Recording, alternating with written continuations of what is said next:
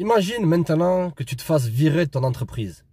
Est-ce que la semaine prochaine, tu vas retourner à ton poste normal, comme si de rien n'était, avec un café, des donuts, et dire, eh ben, tu sais quoi, je reviens vers vous, même si je me suis fait virer.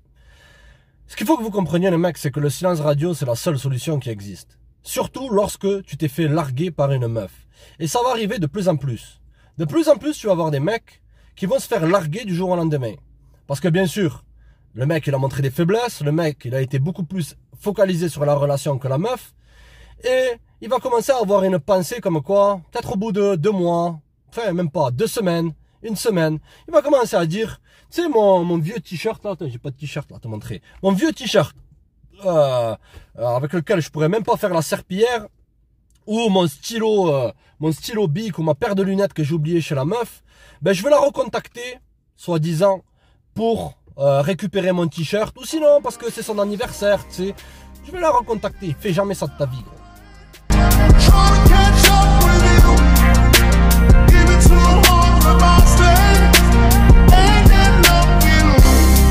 Dans le fond, il faut que tu comprennes un truc. Ça peut marcher qu'elle te largue et que tu la recontactes et que tu lui cours derrière comme un chien, comme un toutou, parce que tu es encore émotionnellement investi en elle. Bien sûr, à mon avis, c'est ça qui l'a fait fuir, mais bon, bref, ça c'est un autre débat. Et que, par pitié, pour toi, elle revienne avec toi. On va dire qu'elle t'a largué, allez, il y a 2 semaines. Je te dis cash, gros.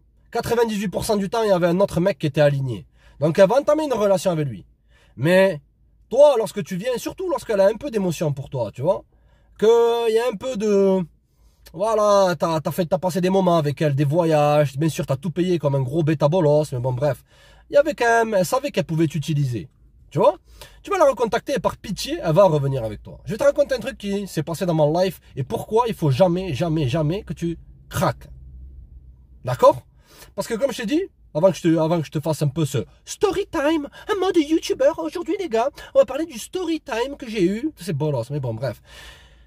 Si elle t'accepte dans sa vie par pitié, littéralement, parce que les femmes, elles ont aucune pitié pour les hommes faibles. Mais bon, bref. Tu vas devoir mettre ton tablier. Ok, tu vas mettre ton tablier. Tous les soirs, il va falloir que tu lui cuisines une belle pâtisserie, un bon millefeuille, tu lui fasses un bon café expresso, que lorsqu'elle arrive, tu lui fasses un massage du dos, un massage des pieds, que tu prennes une éponge, que tu nettoies ses pieds, ce qu'il y a entre ses doigts d'orteil, tout ça, parce que dans le fond, elle a le pouvoir sur toi. Elle sait très bien que, quoi qu'elle fasse, tu reviendras toujours. Et elle va t'utiliser comme un toutou. Je me souviens à l'époque, lorsque je faisais du coaching, que j'entraînais et tout, j'avais des clientes, c'était des gonzesses. Et lorsque tu entraînes des nanas, elle te voit comme le mec, tu donnes des ordres, t'es là, t'es en mode confiant, tout ça. Donc elle craque pour toi. Donc il y en avait une. Moi personnellement, je mélange pas le business et le tamponnage et toutes ces histoires en carton. Mais, tu sais quoi, elle me faisait du rentre-dedans, donc je lui ai laissé une chance. On était ensemble et tout, tranquille, et moi le mec, je mets carte sur table cash. Je dis, je veux rien de sérieux. Et elle poussait pour avoir un truc sérieux avec moi. J'ai dit, non, je veux rien de sérieux. Et donc, par la suite, elle m'a vu avec une autre gonzesse, beaucoup plus belle que elle. Je m'étais affiché là sur, je crois que c'était sur Facebook. Je m'étais affiché, elle n'avait rien à carrer le mec, tu vois. Je m'étais affiché, elle a spoté ça. Et du jour au lendemain, elle me parle plus. Je lui dis, tu fais quoi là? T'es eux ou pas? C'est tout. Elle me répond plus rien, etc. Essentiellement, elle m'a ghosté. Ouais, elle s'est sans pitié, elle était ghostée. D'accord? Qu'aurait fait la majorité des mecs? Ils auraient continué à envoyer des messages. Tu vois? Moi, personnellement, je craque jamais.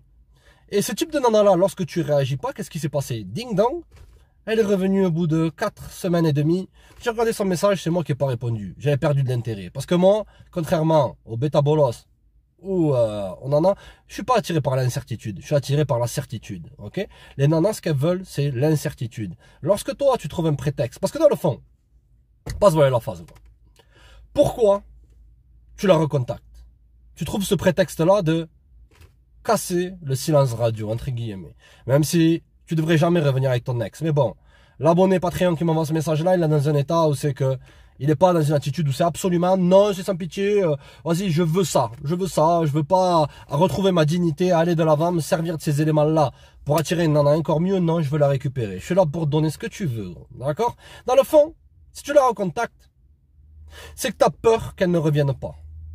Et ça, les femmes, elles sont extrêmement intuitives dans l'énergie des mecs. La vérité, elles arrivent à sentir l'énergie d'un mec que son inconscient. Personnellement, les gars, les nanas que j'ai zappées directement après la rupture, Habituellement, c'est 95% du temps, c'est moi qui les ai largués. Sans remords, les gars. Ok, elle vous largue sans remords. Et vous êtes là, oh, mais non, il faut que, quand même, je la recontacte, ou que j'envoie une boîte de chocolat, pour lui montrer quand même que je tiens à elle, etc. Elles sont toutes revenues. Toutes. Le moment où on sait que je me suis mis à leur courir derrière, c'est là qu'elles ont fui. Si tu cours derrière une nana qui t'a largué, ce que tu prouves, c'est que tu es de basse valeur. Point à la ligne. Maintenant, largue une nana, termine la relation avec une femme, maintenant. Elle te recontacte. Est-ce que tu vas la respecter comme avant? Ton niveau d'intérêt va diminuer, la famille. C'est normal. D'accord? Un homme, il doit jamais craquer. Elle va sentir, gros, que tu as de la faiblesse si tu fais ça. Donc, elle va commencer à faire ses tests. Les femmes, elles testent les hommes qu'elles sentent qu'ils ont une faiblesse. C'est pour ça que le silence radio, lorsqu'une nana t'a largué, gros, c'est la seule solution, la famille. Si elle te recontacte pas, au bout de un mois et demi, et que t'envoies des signaux mixtes. Tu vois, les signaux mixtes, en fait, c'est... Lorsque la nana, elle regarde tes posts sur les réseaux sociaux, mais elle attend que ce soit toi qui la recontacte. Elle fait ça, gros, parce que c'est une possible manipulation. C'est-à-dire qu'elle veut du contrôle sur toi. Elle veut du contrôle sur toi. Comme cette nana qu'elle savait qu'elle pouvait pas me contrôler, la nana que je coachais, elle a vu que j'étais avec d'autres gonzesses, elle s'est dit, tu sais quoi, je vais le faire craquer, je vais lui faire un silence radio, etc. Tu peux faire 1 million de silence radio, ça sera jamais moi qui craquera le premier. Je craquerai jamais, j'en ai rien à carrer. Tu vois ce que je veux dire? C'est ça l'attitude. Mais toi, dans le fond, tu fais ça parce que tu veux savoir si elle est encore intéressée par toi. Tu cherches à être validé par elle. Tu dois laisser du silence radio lorsque tu t'es fait larguer par une nana. Tu sais c'est quoi la seule manière qu'elle peut te manipuler, la famille? C'est lorsqu'elle fait en sorte que ta relation en carton, elle soit déséquilibrée. Tu vas me dire, mais c'est quoi l'équilibre dans une relation? Est-ce qu'il faut que je fasse du 50-50 avec elle? Il faut que je montre que je tiens à elle? Ou est-ce qu'il faut que je sois extrêmement froid? Tais-toi, de un, et écoute-moi. C'est lorsque tu es dans une attitude où c'est que tu as perdu le pouvoir. C'est-à-dire qu'elle sait que tu es beaucoup plus investi en elle qu'elle, elle investit en toi. C'est-à-dire qu'elle va commencer à faire en sorte que toi, tu recherches sa validation. C'est-à-dire que toi, par l'incertitude qu'elle te met, ou les signaux mixtes qu'elle te met maintenant sur les réseaux, gros. Alors, gros, je t'assure, gros. Je t'assure. Lorsqu'elle regarde tes stories, maintenant, gros, elle a regardé ses stories, tu vois, je suis sûr qu'il y a un mec qui est derrière elle. Même elle regarde, ils sont là en train de rigoler. Ils lui grimpent dessus. Ils sont là en train de rigoler. Tiens, je vais le regarder, lui. Ouais, t'envoies un petit message, après, tu réponds pas. Toutes ces histoires-là. Ou sinon, les pieds en éventail, devant une piscine, à savourer des cocktails avec sa copine, à dire, regarde comme il est pitoyable ce mec, il essaie de capter mon attention. Surtout, ne casse jamais le silence radio. Même s'il faut que ça soit éternel, ça restera éternel, la famille. Parce que de un, si tu casses le silence radio en premier, c'est comme dans la vente, les mecs, c'est comme dans la négociation. Le premier qui parle, il a perdu. Dans la vente, le premier qui parle, il a perdu. Ok? Tu vois, elle va perdre de l'intérêt pour toi. Mais c'est sans pitié. Et ça, c'est un lien avec la seconde question, les gars. Il me dit quoi? Il me dit, ouais, mais j'en suis sûr qu'elle est têtue. Je vais te dire un truc, gros. Têtue de rien du tout. La majorité sont têtues. Ouais. Ok? Mais comprends un truc. Nous, les êtres humains, on est bâtis d'une certaine façon. Et d'autant plus les nanas. C'est que, regarde. Lorsque tu as eu une mauvaise expérience avec une personne, au bout d'un certain temps, ton cerveau, il va être en mode Windows. Il va effacer, il va mettre dans la corbeille tous les événements négatifs. Dans ton cas, les événements négatifs, c'est lorsque tu as montré de la faiblesse. Ou qu'il y a eu des ascenseurs émotionnels bizarres, tout ça. La nana, au bout d'un certain temps, crois-moi, si tu la contactes pas, même si elle est têtue, la famille, ses émotions, au début, ça va être ce mec-là, je le veux pas. Première semaine, deuxième semaine, troisième semaine. Et de manière empirique, les gars, avec toutes mes expériences dans life avec ces nanas, j'en ai eu trop, les gars. Mais bon, bref, je ne suis pas fier. C'est pas moi, je suis pas là pour dire c'est moi qui ai la plus grosse. Même si j'ai la plus grosse d'entre vous, les gars, ok? Je déconne d'équipe. Si, j'ai la plus grosse. Mais bon, bref. Même si ça, je ne suis pas fier. Mais bon, bref. On continue, d'accord? Avec toutes les expériences que j'ai eues avec les gonzesses, les gars, c'est simple. C'est que, au bout d'un certain temps, au bout d'un moment, on va dire, j'en veux pas de ce mec-là, j'en veux pas, non, non, non, non, non. Ou même, des fois, certaines nanas, parce que t'es trop attractif, d'accord? Elles peuvent se dire, avec ce mec-là, il peut partir à tout moment, je préfère rechercher la sécurité à rechercher Henri trop gentil. Henri, trop gentil, qui est là, avec son bouquet de fleurs, mais elle va être lassée de lui. Il est trop prévisible. Lorsque toi, au bout d'une semaine, 2 semaines, 3 semaines, il n'y a aucun signe de vie de ta part, la famille.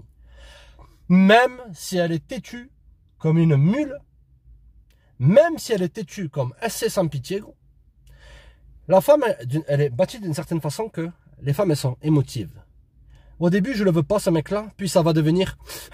Il me manque, je sais pas pourquoi il me manque. Ses émotions vont dépasser sa raison. Et donc là, automatiquement, elle va craquer en premier. T'as ma parole, gros. Il faut simplement que tu tiennes ferme ce silence radio. N'écris pas de lettres manuscrites. Comme je t'ai dit, gros, il y a deux cas. T'es un employé d'une entreprise. On te vire. Est-ce que 3 jours après, tu vas re-aller vers cette entreprise? S'il vous plaît, prenez-moi. Ils vont perdre tout respect pour toi. Ils vont même pas te prendre, gros. Tu y vas pas. Ou si c'est toi le patron, que tu largues un employé. Ok? Et tu te dis, franchement, cet employé-là, j'ai fait une erreur et tout, quand même, je vais m'excuser, je vais le recontacter. Il n'y a pas de problème. Ne cours jamais derrière une personne qui t'a rejeté. Le secret, il est dans le fait d'enlever son attention pour recevoir l'attention. Enlève ton attention et tu reçois l'attention. Je te donne le lingot d'or de toutes les relations modernes. Si tu veux maintenir l'intérêt, les femmes, elles veulent d'un homme vis-à-vis duquel elles doivent se battre pour avoir son attention. Pas d'un homme qui se bat pour leur attention. Les femmes, elles ont besoin de l'attention. Lorsque tu l'enlèves, tu restartes tout. T'es à moi de restart. Faites péter un 33 dans le chat, les gars, pour les connaisseurs. Ok? Et les hashtags crapulerie, bien sûr, l'équipe. Ok? Donc, c'est simple. Le silence radio, c'est la seule façon d'attirer une femme qui, elle, t'a largué. Quoi que t'aies fait, gros. N'importe quel t-shirt que t'as d'action, ou telle claquette que t'as laissé chez elle, si tu revas vers elle, il y a deux possibilités. Soit elle va fuir encore plus, soit elle va te réaccepter par pitié, mais je te garantis, gros. Je te garantis maintenant. Et je te mets ma main à couper, je te pose garde sur table. Si elle te réaccepte dans sa vie, la relation elle durera 1 ou 2 semaines, et tu auras Abdella, B de Fer, tout ce que tu veux, ou Jason, qui eux se respectent un minimum, qui seront là, lorsque tu seras pas là, que tu seras parti au boulot. Ah, tu vas arriver au boulot, comme ça je me suis remis avec elle et tout, je suis revenu vers elle, je lui ai envoyé un bouquet de fleurs, j'ai écouté ma cousine, n'écoute jamais une nana sur les relations. Mais bon bref, j'ai écouté ma cousine qui m'a dit montre que tu tiens à elle. Putain. Et et lorsque tu rentres un peu plus tôt au boulot, il y a Abdul, tu vas trouver, déjà tu vas rentrer, tu vas ouvrir la porte, tu sais. Tu vas ouvrir la porte comme ça, tu vas sentir une odeur bizarre, une odeur de Heineken, une odeur de boise. Abdul, il s'est ramené quoi? Il s'est ramené avec un pochon. Il s'est ramené avec un fond de whisky, un paquet d'OCB feuilles longues, un paquet de clopes. Et il passe l'après-midi avec elle. Toi, t'es rentré tôt, t'as ouvert la porte. Et tu vois Abdul avec ta nana. Et elle apprécie ça. Et bien sûr, là, elle va se montrer extrêmement nonchalante. Lorsqu'une nana se fait piéger, lorsqu'elle a été avec un bolos, par ce bolos même, lorsqu'elle le trompe, elle va se montrer nonchalante et elle va remettre la faute sur toi, gros. Ça, c'est un abonné Patreon. Hier, il me dit quoi? Il me dit, ouais, je les trouve, voilà, j'ai été un gros bolos, je l'avoue, tout ça, nanani. Il est venu en urgence, le mec. Il m'a envoyé 5 ou 10 messages, je recevais 10 notifications. Elle m'a trompé, et là, elle s'est montrée totalement détachée. Bien sûr, gros. Parce que tu te respectais pas. Et là, elle va te remettre le blâme. Mais pourquoi tu me déranges lorsque je suis avec Abdul B de Fer? Tu devrais jamais la déranger lorsqu'il y a un silence radio, la famille. Tu dois la laisser absolument revenir vers toi de manière inconditionnelle. Pas de lettres, pas de boîte en chocolat, pas de claquettes que tu as laissé chez elle, rien, nada. Même si c'est son anniversaire, même si sa grand-mère n'est plus de ce monde, tout ce que tu veux, gros, 0 message. C'est à elle de t'envoyer un message en premier. Des commentaires, ça marche pas. Regardez sur les réseaux sociaux, ça marche pas. Le silence radio est la seule, je répète, la seule solution. Restez connectés les mecs, ce fut un grand plaisir. Check.